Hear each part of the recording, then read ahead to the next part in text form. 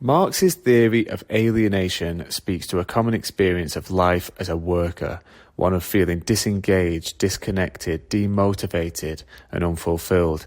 And as such, it's a concept in social theory that's influenced many, not just in social research, but in people's personal and political lives as well. So what is this concept? Well, firstly, Marx observed that all humans are naturally creative and social beings. So unlike animals, we shape the world around us through conscious, purposeful activity. And this is what makes us human, our ability to create and find meaning in what we do. But for workers in a capitalist system, Marx argued, this fundamental part of our human nature is obstructed. And this happens in 4 key ways. Firstly, Marx argued that workers are alienated from the products that they make. Think about something that would make your life easier or more enjoyable, and then imagine pouring all your time and effort into making that object.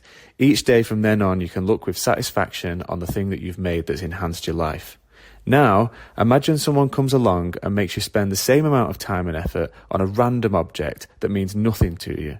And at the end of the day, they then take that away from you and sell it to someone that you'll never meet. And you never find out where it goes or how it gets used. It's just gone. That's alienation. And Marx observed that as capitalism expanded, this became a more common experience. As more and more people were employed as workers in factories, they no longer had control over the things that they produced. And the things that they made only had value for the factory owners who could sell them for a profit. These products held no meaning or value for the workers themselves or their communities. Marx's second argument concerns alienation from the production process itself. In a capitalist economy, workers don't control how they work. They follow strict schedules, complete repetitive tasks, and have little say in the bigger picture decisions. And work therefore becomes something that you endure, not something that fulfills you. And it's in this context that Marx said that the worker therefore only feels himself outside his work, and in his work feels outside himself. He feels at home when he is not working, and when he is working, does not feel at home. And this is now such a common feeling that people have regarding work that it doesn't actually feel that insightful. It's just a normal view. But just because it's normal doesn't mean it's inevitable. Can we not imagine a society where work is fulfilling and meaningful for most people? A third problem Marx identified was that capitalism pits us against each other. Instead of collaborating, workers are forced to compete. Whether it's for better pay, more hours, or promotions, this competition makes it harder for us to form real connections with other people. Even outside of work, we're often seeing other people as rivals rather than allies. And some more recent studies in sociology focus on how governments have to structure society to compel people to be more competitive, because it's not always in our nature.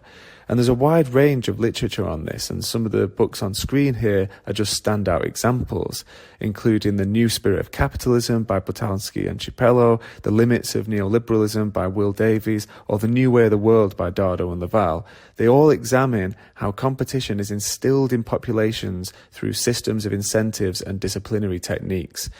Receiving less attention but similarly relevant is how social media also accelerates this process, making it feel like we're all competing for likes, followers, or attention. Finally, and perhaps the most profound form of alienation, is being cut off from your own human nature.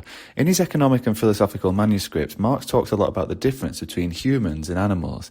And he asserts that what distinguishes humans is that we are conscious beings. We reflect on and shape the world around us. And this fundamental part of our being is expressed through our creative work. So by making people do mindless work all day, humans are denied opportunities to express this fundamental part of our humanity, and we're left feeling estranged. A different type of work that is fulfilling, would be craftsmanship, where people learn a skill for its own sake to make things that benefit themselves and the community that they're part of. And if you want to learn more about this, there's a really interesting book by a sociologist called Richard Sennet who writes about this, called The Craftsman. A final point to make about alienation is that it's not just about jobs in offices and factories. In the digital age, it's something that increasingly permeates our personal lives as well. Think about social media. These platforms turn our own actions, like posting or liking, into data for advertisers. The content that we create is transformed into ads that are then targeted back at us. And this is similar to what Marx called the estrangement of the thing.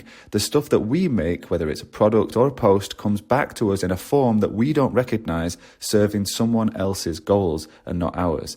And it's not just alienation, it's surveillance as well. Social media tracks what we do to sell ads to us and modify our behaviour.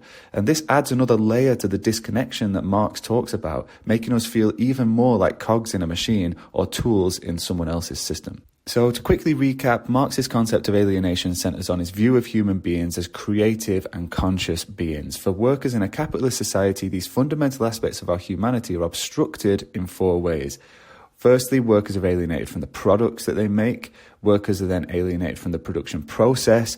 Workers are alienated from other people. And finally, workers are alienated from their own human nature. And for each, there are interesting ways you can reflect not only on how contemporary jobs continue to alienate people in these ways, but also the things that we do in our free time that might also exacerbate these problems. But what can we do? Well, as Marx famously said in his thesis On Feuerbach, philosophers have hitherto only interpreted the world in various ways. The point is to change it. And with his concept of alienation, Marx was not just analysing and explaining the experience of work under capitalism, it was a call for action. Whether it's collective action to make working conditions better through joining trade unions or political parties, or individual action such as spending more time on activities that feel meaningful and build real social connections. Once you see alienation for what it is, you can start pushing back. Thanks for watching.